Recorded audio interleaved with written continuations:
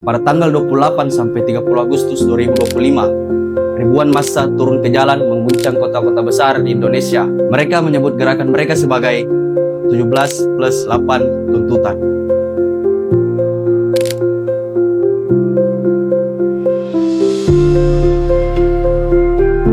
Gerakan ini bukan sekedar protes, mereka adalah masyarakat sipil yang terus memantau sejauh mana tindakan mereka ditindaklanjuti oleh Presiden Prabowo Subianto, DPR, partai politik, kepolisian, TNI, dan semua pemangku kebijakan.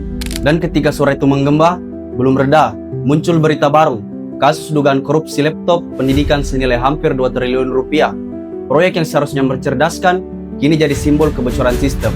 Hari ini, kita akan membahas dua hal besar, tuntutan rakyat yang masih menggantung, politik yang rapuh, dan industri yang ikut terguncang. Tuntutan rakyat dibagi menjadi dua, 17 poin jangka pendek, hentikan kekerasan aparat, tarik TNI dari sipil, transparansi anggaran DPR, bebaskan demonstran, hingga upah layak bagi guru, tenaga kesehatan, dan mitra ojol. Lalu ada 8 poin jangka panjang, reformasi DPR, reformasi partai politik, undang-undang perampasan aset koruptor, penguatan Komnas HAM, dan evaluasi undang-undang Cipta Kerja. Saat rakyat menuntut transparansi, kita dikejutkan oleh kasus pengadaan laptop 2 triliun. Bayangkan, proyek pendidikan nasional yang seharusnya jadi pondasi masa depan justru dijadikan ladang basah.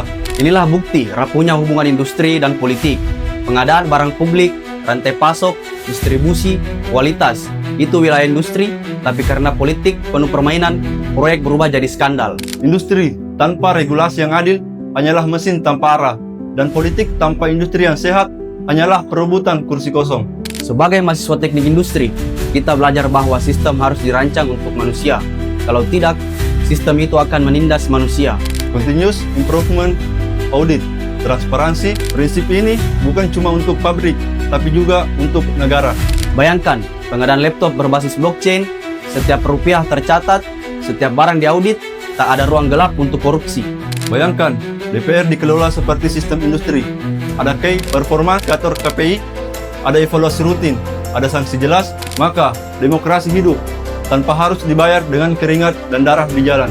17+8 tuntutan rakyat adalah alarm bangsa ini, tanda bahwa politik harus transparan dan berpihak pada rakyat. Kalau tidak, kita hanya akan melihat roda kekuasaan berputar, tapi rakyat akan tersingkirkan. Kami mahasiswa teknik industri percaya Bahwa perubahan bukan pilihan, tapi keharusan.